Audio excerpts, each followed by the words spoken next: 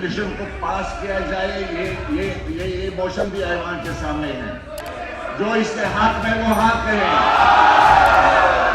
जो इसके खिलाफ है वो बात कहे। जम्मू कश्मीर विधानसभा ने बुधवार को अनुच्छेद 370 के तहत राज्य के विशेष दर्जे को बहाल करने का प्रस्ताव पारित किया, जिसे केंद्र सरकार ने अगस्त 2019 में निरस्त कर दिया था।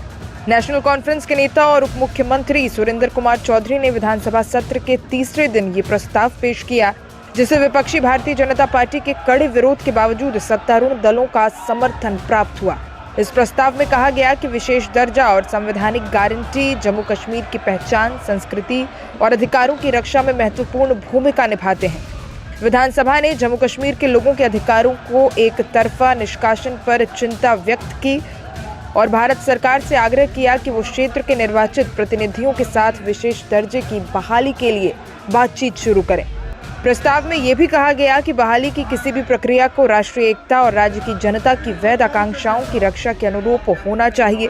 बीजेपी के हंगामा करने के तरीके पर नेशनल कॉन्फ्रेंस ही नहीं बल्कि कांग्रेस ने भी ऐतराज जताया। ये तो अफसोस की बात है कि यहाँ पार्लियामेंट्री प्रैक्टिसेस जो यहाँ पे इन प्लेस थी जम्मू कश्मीर में, जब से बीजेपी ये इस सदन में आई है तब से यहाँ पे उन मर्यादाओं का कोई ख्याल नहीं रखा जा रहा है। आज जिस तरीके से उन लोगों ने बिहेव किया, जिस तरीके से वो टेबल्स पे चढ़े, पाउंड उसके ऊपर रखे, तो ये बराह रास्त असेंबली का एक ये कहें कि इंसल्ट है। तो ये अच्छी पार्लियामेंट्री प्रैक्टिसेस नहीं है। बाकी ठीक है, आपको अपनी बात रखनी है, आप एक दायरे के अंदर रह के, इखलाकी दायरे के अंदर रह के भी वो बात कर सकते हैं, लेकिन जिस तरीके से उन्होंने बिहेव किया, मुझे नहीं लगता कि ये कोई भी समाज जो है इसको एक्सेप्ट करेगा। 15 दिन से जो यहाँ हमारी सिचुएशन बनी after formation of the government, कल जो एलजी साहब का बयान भी आया, काफी तलख लफ्ज थे उसमें कि जहां पर भी किसी शय दी हुई है किसी भी मिलिटेंट एक्टिविटीज को, वो जमीन ही साफ कर दी चाहिए। अब मैं काफी दिनों से इस बात पे बात कर रहा हूं कि जब तक यहाँ पे हॉलिस्टिक अप्रोच नहीं लिया जाएगा, जब तक यहाँ पे एक इंक्लूसिव अप्रोच नहीं लिया जाएगा, ये दो पावर सेंटर्स का जो तरीक़ेकार यहाँ पे चल रहा है, मुझे नहीं लगता कि ये मुल्क के हक में है या जम्मू कश्मीर के हक में है।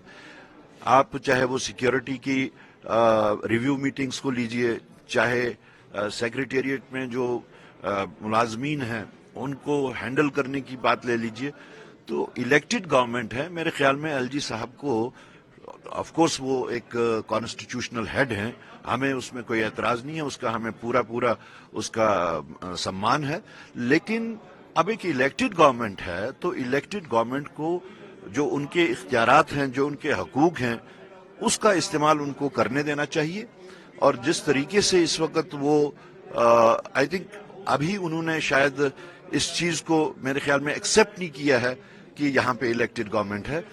जितना जल्द वो इस चीज को और खासतौर से सरकार को काम करने देंगे उतना अच्छा रहेगा। केंद्र की नरेंद्र मोदी सरकार ने अगस्त 2019 में एक ऐतिहासिक निर्णय लेते हुए संविधान के अनुच्छेद 370 को समाप्त कर दिया था, जिसने जम्मू कश्मीर को विशेष स्वायत्तता प्रदान की।